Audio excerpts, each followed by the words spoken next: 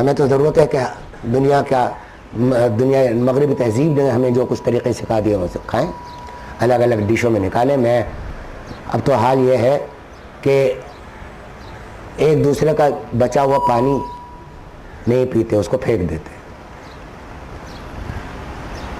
تو ایک حدیث میں، یہاں کھانے کی بات ہو رہی ہے، آج کھانے پر بات ختم کر دوں گا. سوچ کے تو ایک اور بات بھی آیا تھا لیکن اب یہ موضوع لمبا ہے.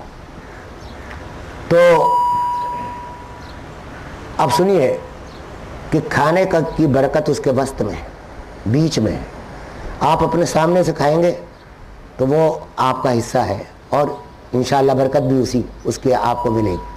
اور وسط میں ہونے کی حکمت یہ ہے کہ ڈش میں جب سائڈوں سے کھایا جائے گا تو برکت کا حصہ جو ہے وہ کھایا نہیں جائے گا، دیر سے کھایا جائے گا، آخر میں کھایا جائے گا تاکہ برکت سب کو حاصل ہو جائے. اس کے بعد سب سے آخر میں وہ حصہ کھا لیا جائے.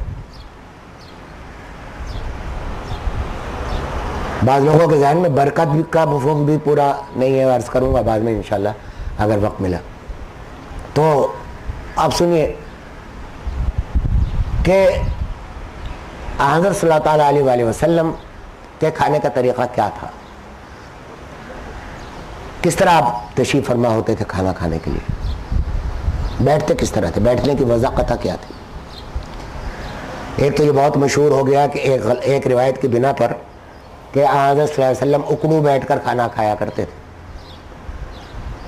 یہ روایت درست نہیں ہے، اکڑو بیٹھ کر نہیں کھاتے تھے. وہ ایک مرتبہ ایسا ہوا کہ ایسا ہوا کہ آپ تشریف لائے، وہ ایک صحابی پہنچے، دیکھا کہ آپ کھجوریں کھا رہے ہیں. اس وقت آپ اس طرح بیٹھے ہوئے تھے کہ آپ تشریف تو رکھتے تھے زمینی پر لیکن گھٹنے آپ نے اپنے کھڑے کر رکھے تھے، تو کھجوریں اس طرح کھا رہے تھے.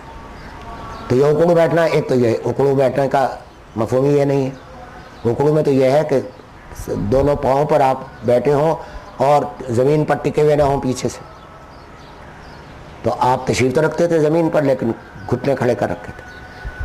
تو اصل وجہ آپ کی یہ تھی. ایک اور حدیث میں ہے کہ آپ نے فرمایا میں غلاموں کی طرح کھانا کھاتا ہوں، بادشاہوں کی طرح نہیں کھاتا. مطلب یہ ہے کہ میں ایسی نشست میں بیٹھتا ہوں کہ اس سے تکبر کا اظہار نہ ہو. اب اس میں سب سے ادب کا زیادہ طریقہ، سب سے مؤدب طریقہ تو وہ ہے کہ جو دو زانوں ہو کر بیٹھا جائے جس طرح تحیات میں بیٹھتے. لیکن بعض لوگوں کو اس طرح بیٹھنے میں بعض دفعہ جسم کی اپنے اعضاء کی وجہ سے بھی، کچھ اور اعضاء کی وجہ سے ہی مشکل ہوتا ہے. تو ادب کا سب سے بہتر طریقہ جو اس طرح بیٹھ کر کھا سکے، اس میں فائدے کئی ہیں. ایک تو طبی فائدہ ہے یہ کہ کھانا زیادہ نہیں کھایا جائے گا، اس میں تھوڑا سا حصہ باقی رہے گا کہ آپ سمجھیں کہ پیٹ بھر گیا خود بخود، اور وہی مطلوب بھی ہے صحت کے لیے. دوسرے اس میں ادب بہت زیادہ ہے، یعنی ابدیت کا اظہار بھی ہے. تو اس واسطے آپ کی نشست ایک تو یہ تھی.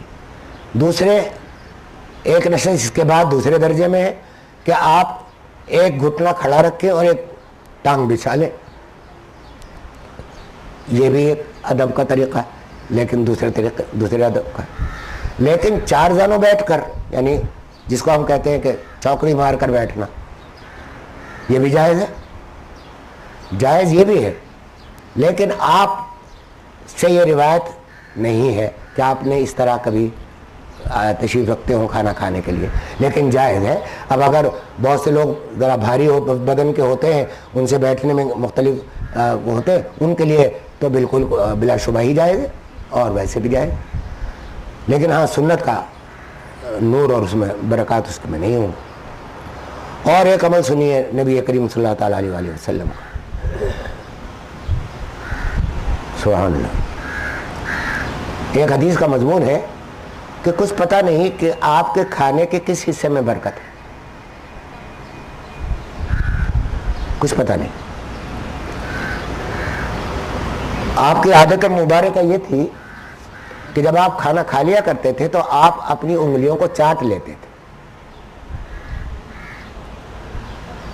آج مغربی تہذیب کے دور میں کسی بڑے ہوٹل میں آپ بیٹھ کر کھانا کھائیں، کسی